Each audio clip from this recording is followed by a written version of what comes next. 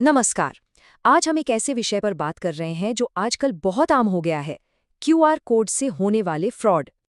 देखिए, हमारा मकसद किसी को डराना बिल्कुल नहीं है। बस ये समझना है कि हम सब जागरूक रहें, शांत रहें और सबसे जरूरी सुरक्षित रहें।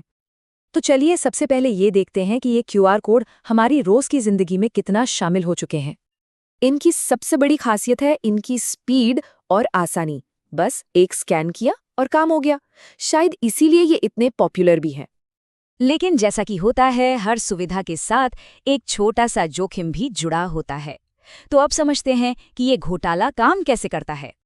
ये चालना बहुत ही सीधी साधी है। होता क्या है कि स्कैमर्स किसी दुकान, पार्किंग लॉट या पोस्टर पर जाते हैं और वहां जो असली वाला क्यूआर कोड लगा होता है, उसके ठीक ऊपर अपना एक नकली स्टिकर चिपका देते हैं। तो सवाल ये है कि अगर गलती से किसी ने इस नकली कोड को स्कैन कर लिया, तो फिर क्या हो सकता है?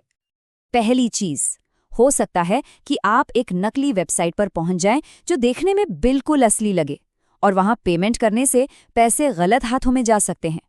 दूसरा खतरा ये है कि आपके फ़ोन में कोई खतरनाक सॉफ्टवेयर या ऐप डाउनलोड हो सकता है और शायद इसका आपको तुरंत पता भी ना चले।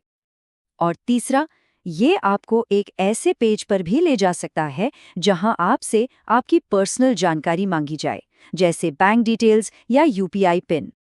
एक और तरीका है, स्कैमर्स आजकल एसएमएस या व्हाट्सएप पर भी क्यूआर कोड भेजते हैं और कहते हैं कि इसे स्कैन करने पर आपको पैसे मिलेंगे, लेकिन असल में होता इसका ठीक उल्टा। चलिए अब सबसे ज़रूरी बात पर आते हैं, इन सब जोखिमों से खुद को सुरक्षित कैसे रखें। आइए कुछ बहुत ही आसान से कदम देखते हैं। तो बस ये 4 बातें ध्यान में रखनी है। पहला, जब भी कोई कोड स्कैन करें, स्टिकर को ध्यान से देखें। कहीं वो किसी और कोड के ऊपर तो नहीं चिपकाया गया, उसके किनारों को छू कर देखें। दूसरा, पेमेंट करने से ठीक पहले दुकानदार से एक बार कंफर्म कर लें। तीसरा, और ये बहुत ज़रूरी है, अपना पिन सुरक्षित रखें।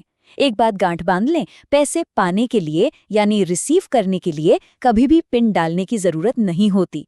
और चौथा, किसी भी अनजान जगह या मैसेज में मिले क्यूआर कोड को स्कैन करने से बचें। तो इसका एक ही मूल मंत्र है, हमेशा रुकें, सोचें और पुष्टि करें। ये एक छोटा सा नियम हमें कई बड़ी मुश्किलों से बचा सकता है। तो इस पूरे बातचीत का निचोड़ क्या है? बस एक मुख्य बात, जानकारी और थोड़ी सी सावधानी ही हमारा सबसे बड़ा बचाव है। एक बहुत ही अच्छी बात है जो हमें याद रखनी चाहिए, जो चीज़ तेज़ है ज़रूरी नहीं कि वो हमेशा सुरक्षित भी हो। इसलिए स्कैन करने से पहले एक पल के लिए रुककर सोचें ज़रूर। हमारा मकसद टेक्नोलॉजी से डरना नहीं है, बल्कि उससे सावधानी से इस्तेमाल करना है। बस इतना याद रखें, अगर आप सतर्क हैं तो आप सुरक्षित हैं। आज का हमारा ये विषय उन कई चुनौतियों में से एक है जिनका हम सब सामना करते हैं। लक्ष्य है सूचित और सतर्क रहना। जागरूकता ही सबसे बड़ी सुरक्षा है। समय देने के लिए धन्यवाद। सुरक्षित रहें, जागरूक रहें और ये जानकारी अपने परिवार वालों के साथ भी जरूर शेयर करें।